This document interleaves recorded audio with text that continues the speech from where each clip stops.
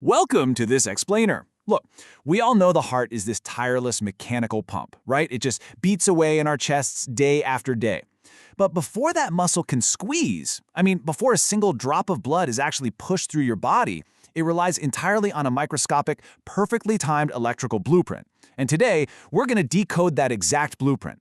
We'll be diving into the principles of clinical cardiac electrophysiology to figure out how invisible ions create this literal spark of life, and maybe more importantly, what happens when those vital signals get crossed.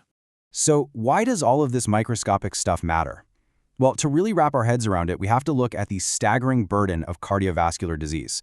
We're talking about nearly 700,000 deaths every single year. But here's the craziest part. About a third of those deaths are sudden. They aren't a slow, progressive mechanical failure.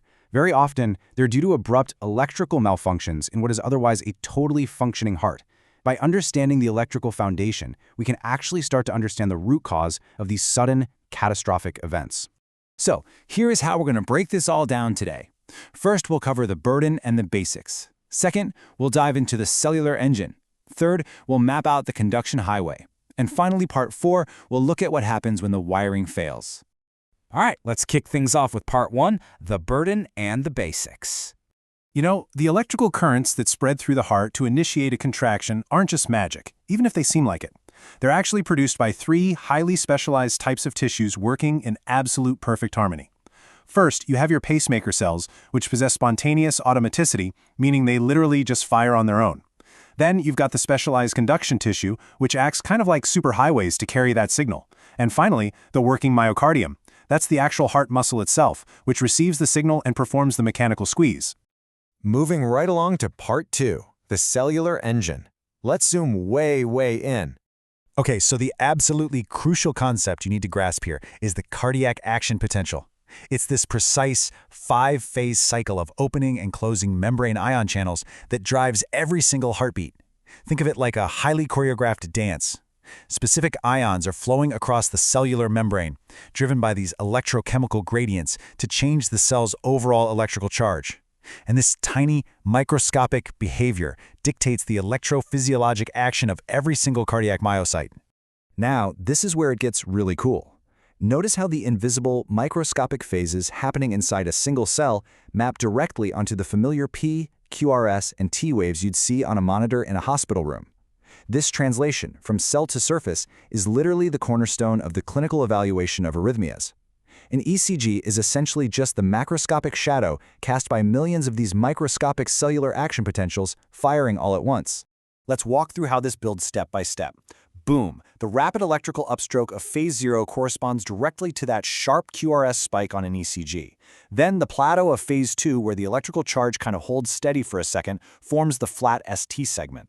Following that, the active repolarization, or the electrical recovery phase of phase 3, creates the T wave. And finally, phase 4 is electrical diastole. It's the resting phase, which gives us that flat line between beats.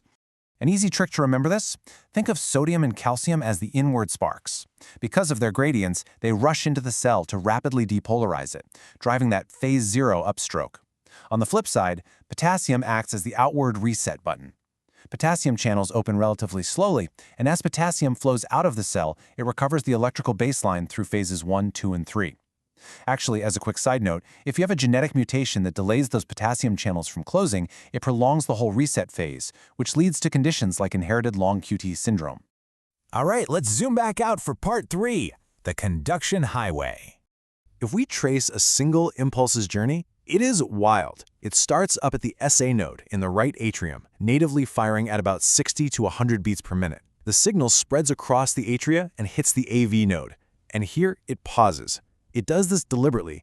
This physiological delay, which shows up as the PR interval on an ECG, is absolutely essential because it allows the lower chambers enough time to fill with blood. From there, the signal races down the bundle of His and finally distributes out through the Purkinje fibers. Every single stop on this highway has a very specific job. The SA node has what's playfully called a funny current, a specific ion channel giving it automaticity, so you don't have to consciously sit there and think about beating your heart. The AV node forces that critical slowdown we just talked about. But then look at the Purkinje fibers. They conduct impulses at a blazing 2 to 3 meters per second. That is crazy fast, nearly 10 times faster than regular heart muscle cells. They manage this using specialized gap junctions to guarantee a massive, highly synchronized squeeze that perfectly optimizes the pumping of blood. Which brings us to part 4, when the wiring fails. What happens when this perfect system breaks down? When you really boil it down, pretty much every rapid heart rhythm issue, any tachyarrhythmia, comes from one of 3 main cellular glitches. You've got enhanced automaticity, triggered activity, or re-entry. These exact mechanisms are the culprits behind those sudden cardiac events we discussed right at the beginning. First up, enhanced automaticity. Normally, only your SA and AV nodes get to be the pacemakers. But if heart tissue gets injured, say from a lack of oxygen during ischemia, the cellular membranes actually change. Suddenly, regular, normally quiet cells, maybe sitting right on the border of a prior heart attack, just go rogue. They abnormally act like pacemakers. Their phase 4 depolarization accelerates, and they just start firing on their own, completely hijacking the heart's native rhythm. Next, we have triggered activity. Think of this one like an electrical stutter. There are 2 types you need to know. Early after depolarizations, or EADs, happen during the plateau or reset phases, basically phase 2 or 3. If that reset is artificially prolonged, like with a long QT interval, it can trigger dangerous cascading rhythms like Torsades points.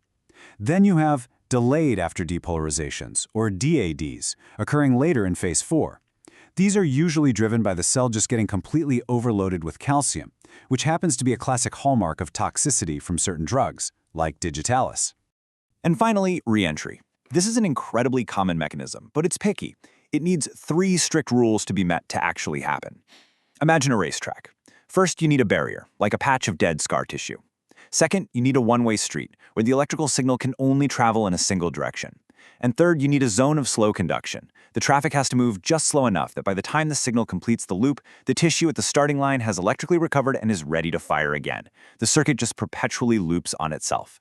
This right here is what drives arrhythmias like atrial flutter. But here is the really crazy part.